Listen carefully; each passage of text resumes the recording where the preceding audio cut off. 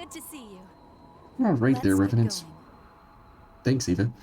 Welcome back to Code Vein and the Road to 100, where today we are in the Crown of Sand, and the excitement here that we're going to have is that we are going to have a very, very heavy pressure build Something bothering you? with health recovery and Ichor recovery from our Blood Veil instead of coming from our weapon this time. So weapon attacks won't really be something that we're definitely going to be relying on. However, since we have the Fulmin Blade fortified here, we do have 100% block on all of our defenses here, so that's really, really nice. And then we have leak removal in order to take away leak when we are blocking these enemies in here, as well as Eva herself here at the top of the crown. And so the fun part about all of this is that you can dive in and item cancel or gift cancel or attack cancel or block cancel into something else. So you can have the first part of Savage Dive get you You're a quick one. there, and then you can cancel into another gift or something like that. So that way you can have faster or slower recovery times depending on what you're doing. So instead of going for the weapon attack portion of it, you can go for the gift portion of it. So we'll see how this goes here, and we should You were awfully have attentive. plenty of Ichor available to us, and so There's that's something something up there. that we're going to kind of uh, tolerate. Oh, and we're dead already. And that is Find one something of the good? very, very, very hard-hitting positions of these guys. Is that you know they definitely can ruin us in one or two hits here because of our resistances are literally not existent You're really in back. that kind of a Stay sense, good.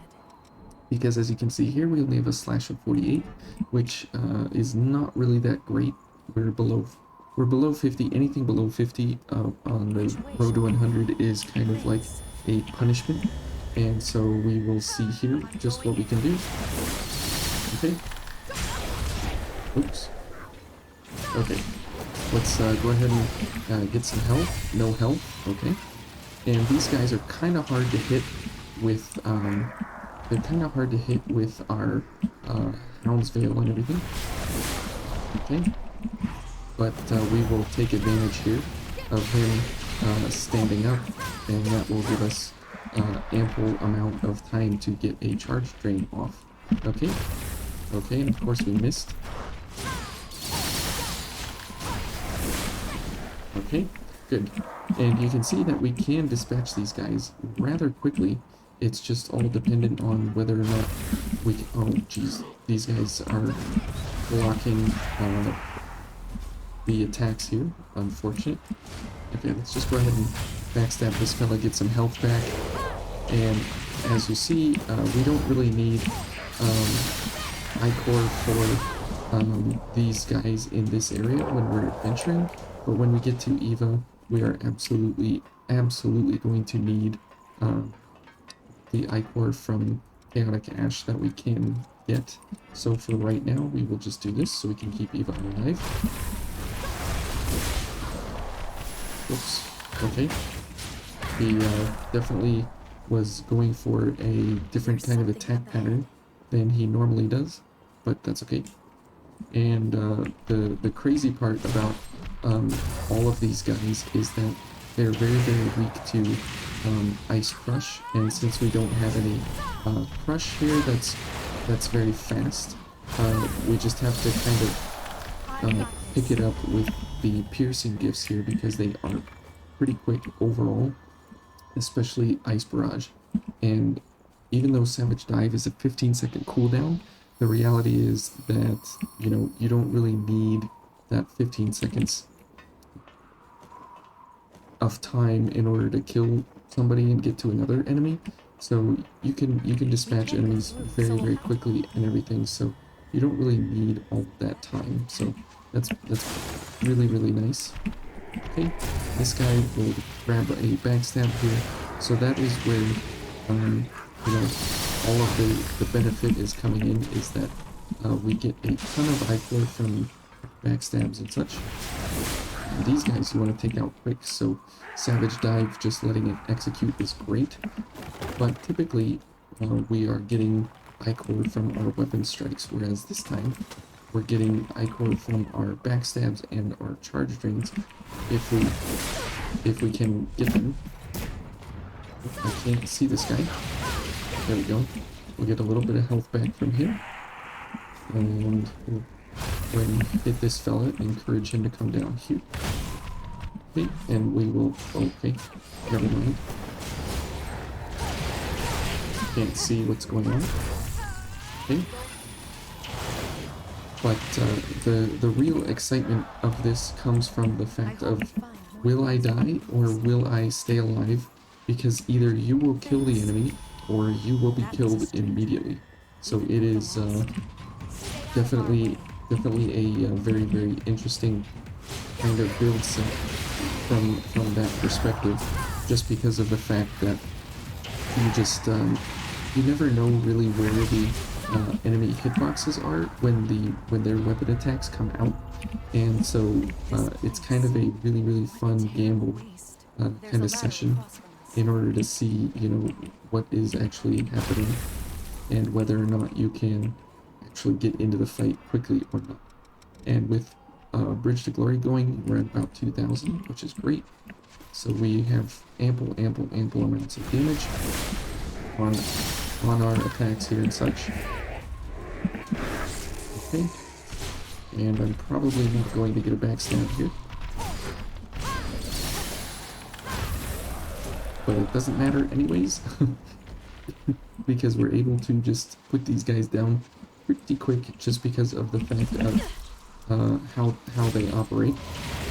So these things will be very, very nice iCore recoveries and health recoveries if we need them.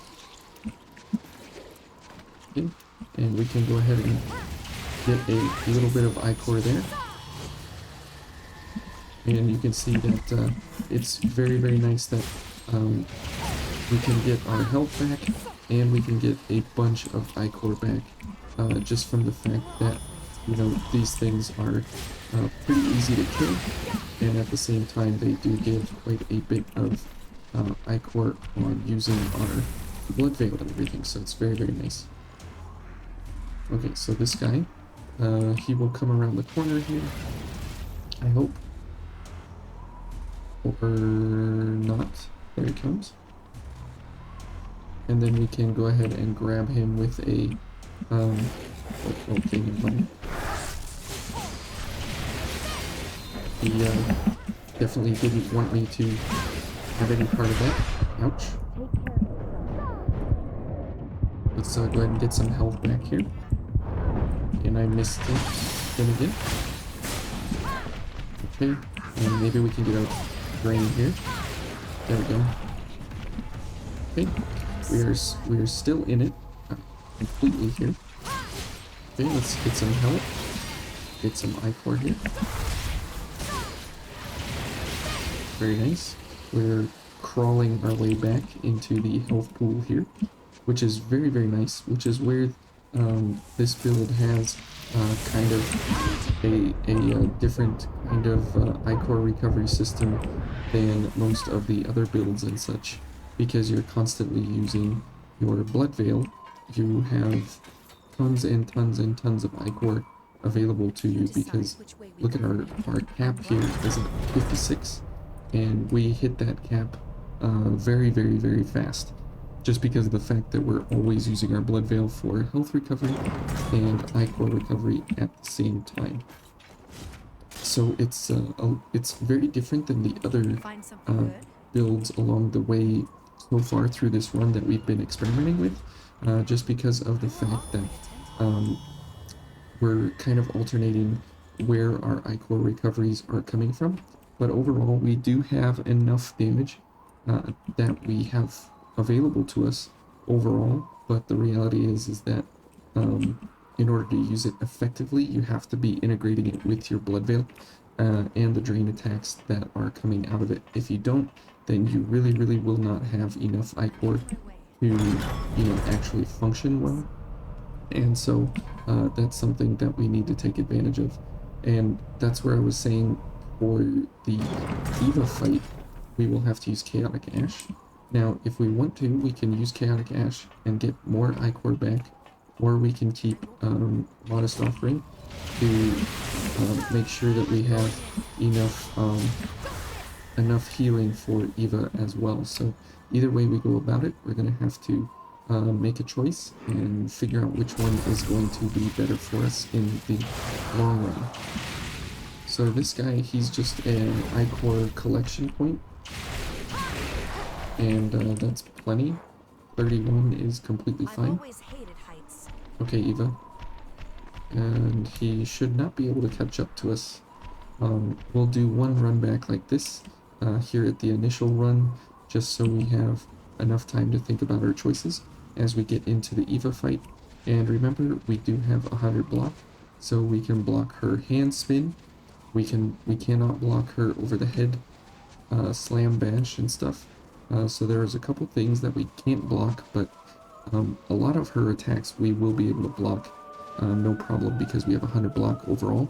And if we get leaked, that's not a big deal because we have leak removal, which is very, very nice. Okay, so as we get into the fight here, as Eva's beautiful voice rings out, we'll go ahead and just get ready here. We'll keep Modest Offering for at least the beginning of the fight here, and we'll see how it goes. And if we are running out of Ichor, then we will go for Chaotic Ash. But Chaotic Ash is not really necessary with what we have running here. Okay. And we'll get a little bit of Ichor there. Okay.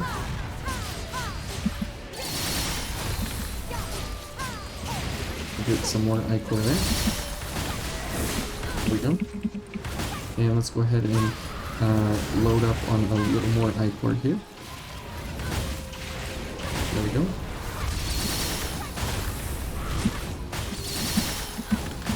Oh, I backed up right into it. Oops. Hey, thanks, Eva. Okay. So now, okay, he's going after Eva, or she's going after Eva, so let's go for some health and some Ichor. Okay, let's go ahead and get rid of leak there for Eva. Okay. And we're gonna have to watch ourselves here. Oh, here come the hands. They're going after me. Oh, we got grabbed out of the air. That is most unfortunate. And now that our speeds are lowered because of Gift Prowess not being active, it really hurts our gift effectivity here. Okay, what is she going to do? Okay. Okay, nice. And let's go ahead and get a little bit of health. Okay, I was gonna say this will probably kill us, but that's fine. Oh, that'll kill us. Eva, thanks. Alright. We are going to need a little bit of health here. Nice job, Eva. Oh, okay. Spin. Ouch. Thank you, Eva. Okay. But as you can see, we don't have... Oh. Okay, I got the backhand. the unapologetic backhand right in the face. But as you can see, we definitely have the damage output that we can kind of scatter together where necessary. But we don't have any kind of ability to stay alive, and I wasn't blocking at all. So this time we'll try and employ a little bit more blocking involved, just so we can see why we brought the Fulmin Blade along, and that is sometimes a conundrum as to why you would bring this weapon along. But for the 100 block, all across the board, it's a pretty good option. However, it is exceptionally heavy, so that is why this is, well, that's one of the reasons why it's typically not carried on any kind of build. The other being that it is gated by only 2 blood codes in the game, and so you can't use anything else other than 2 blood codes outright when you first equip the weapon. And so because of that, there's no other options immediately available, and so in order to use the weapon you have to modify other blood codes along the way, so it makes it really hard to use a lot of times. Okay, but for something like this, it makes it as a really good option. Okay, so let's go ahead and try our hand at blocking. Okay. Okay, there we go. Oh. And that one you can't block because you cannot. Here come the hands to kill me. Okay. Oh. Okay, let's go ahead and block this if we can. There we go. Oh, we're dead. Okay. This is it. Thanks, even. At least we have enough Ichor now. Okay, let's go ahead and get some health.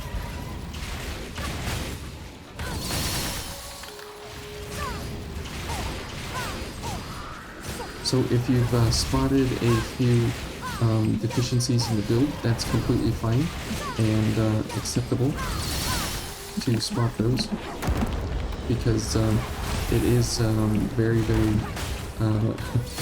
different in that regard. Okay.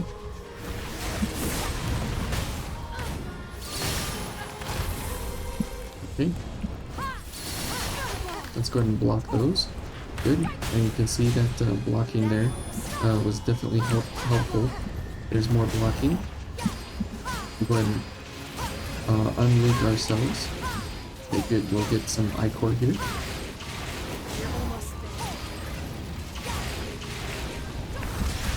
Okay, I was out of stamina.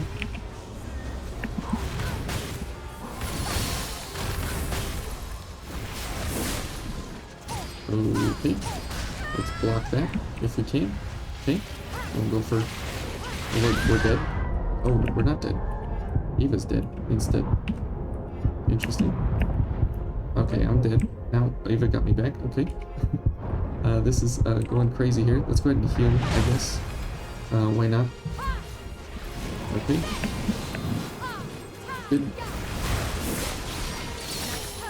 There we go. So there's a Savage Dive coming in very clutch there at the end in order to, you know, bring about the win. And as you saw there on the Haze retrieval, we got the 372,000 Haze retrieval, where the Depths version gives 1/3 of that value. So kind of interesting. But as you can see, the high pressure of this is to get yourself into a position where you have Savage Dive available, which is only every 15 seconds. But since you have Ice Barrage and you have pretty quick mobility with a normal dodge, being able to quickly and effectively snap yourself around very fast and respond to any kind of threat that's coming at you. And you can continuously use Ice Barrage because you're pairing it with the Ichor recovery of your Blood Veil, which then also gets you a bunch of health back. So you have a very high light value, you have a very high drain rating, and you have some pretty high multipliers here based on what we have in just these 4 gifts here for damage. And then when we apply Cognitive Zeal, we go up even more, almost 1700 here at an S+ on our Mind. So anyways, hopefully this gave you guys some food for thought here in the Crown of Sand. This is nowhere near anything ideal that you would want to go for. It's just something very different, high pressure in a different kind of a way to use your Blood Veil instead of your weapon as your main source of Ichor recovery. So thank you guys for watching, and we'll see you tomorrow.